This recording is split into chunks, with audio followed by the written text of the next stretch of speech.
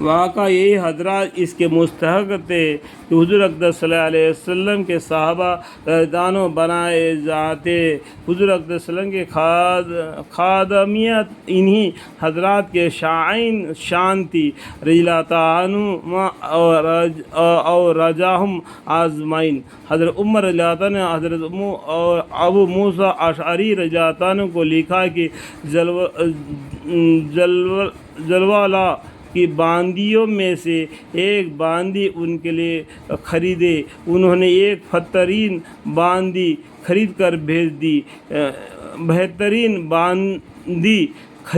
بھیج دی حضرت عمر رضی اللہ عنہ نے اس باندی کو اپنے پاس بلایا اور یہ آیت شریف پڑھی اور اس کو آزاد کر دیا. حضرت محمد بن منقدہ رضی اللہ عنہ کہتے ہیں کہ جب یہ آیت شریف نازل ہوئی تو حضرت زید بن زارس رضی اللہ عنہ کے پاس ایک گھوڑا تھا جو ان کو اونچا ساری چیزوں میں سب سے زیادہ محبوب تھا. وہ اس کے لیے حضور اقدس صلی اللہ علیہ وسلم کی خدمت میں حاضری ہوئے اور عرض کیا کہ یہ صدقہ ہے. حضور اقدس صلی اللہ علیہ وسلم نے اس کو قبول فرما لیا اور لے کر ان کے صاحبزادے حضرت عصام رضی اللہ عنہ کو دے دیا. حضرت زید رضی اللہ عنہ کو چہرے پر اس سے کچھ گرانی کے آثار ظاہری ہوئے کہ گھر کے گھر ہی میں رہا باپ کے بجائے بیٹے کا ہو گیا. حضور اقدس صلی اللہ علیہ وسلم کے ارشاد فرمائے کہ اللہ جل شانہ تمہارے صدقہ قبول کر لیا،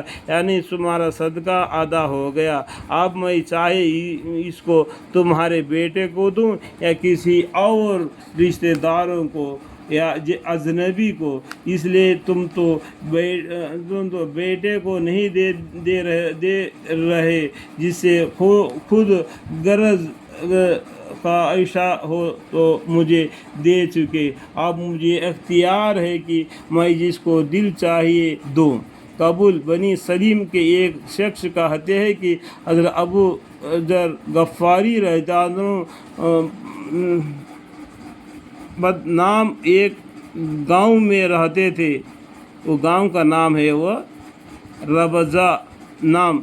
ایک گاؤں میں رہتے تھے. وہاں ان کے پاس اونٹ تھی اور ان کا چرانے والا ایک ضعیف آدمی تھا.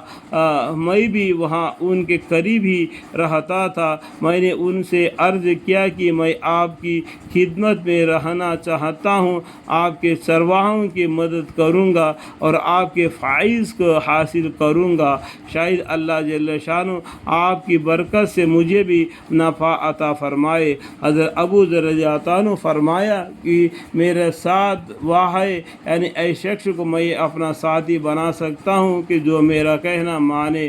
اگر تم اس کے لیے تیار ہو تو مزائق نہیں، ورنہ میرے ساتھ رہنے کی ارادہ نہ کرو. میں نے پوچھا کہ آپ کسی چیز میں میرے اطاعت چاہتے ہیں؟ فرمایا کہ جب میں کوئی چیز کسی کو دینے کے لیے مانگوں تو سب سے بہترین چھانٹ کر دو. میں نے قبول کر لیا اور ان کے ساتھ رہنے لگے اور ایک زمانے تک ان کا خدمت میں رہا. ان کو معلوم ہوا کہ اس گھاٹ پر جو لوگ آباد ہیں ان کو تنگی ہے. مجھ سے فرمائے کہ ایک اونٹ میرے اونٹوں میں سے لاؤ. میں نے حسب و ادا تلاش کیا تو ان سب میں بہترین ایک اونٹ نر تھا جو بہت سیدھا ہوا تھا. اس جیسا کوئی جانور ان میں نہیں تھا. میں نے اس کے لیے جانے کا ارادہ کیا، لیکن مجھے خیال ہوا کہ اس کا خود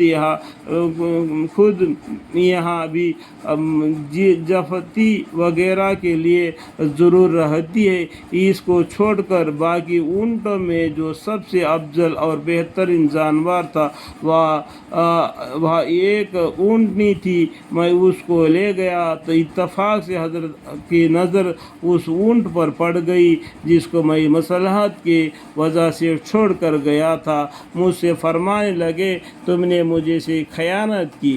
میں سمجھ گیا اور اس اونٹنی کو واپس لا کر وہ اونٹنی لے گیا. آپ نے حاضرین مجلس سے مخاطب ہو کر فرمایا کہ وہ آدمی ایسا چاہیے جو ایک ثواب کا کام کرے. دو شخص نے اپنے آپ کو پیش پیش کیا ہم حاضری ہے، فرمایا کہ اگر تمہیں کوئی غرض نہ ہو تو اس اونٹ کو ذبح کر کے اس کے گوشت کو اتنے ٹکڑے کیے جاوے جتنے گھر اس گھاٹ میں پر آباد ہے، اور سب گھروں میں ایک ایک ٹکڑا اس کے گوشت کا پہنچا دیا جاوے، اور میرا گھر بھی ان میں شمار کر لیا جاوے، اور اس میں بھی اتنا ہی جائے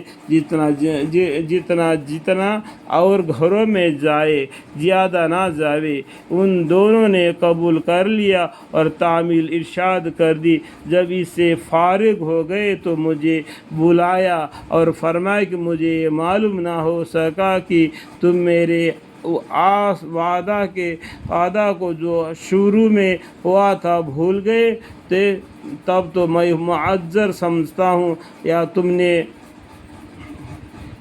تم نے باوجود یاد ہونے کے اس کو پشت ڈال دیا تھا۔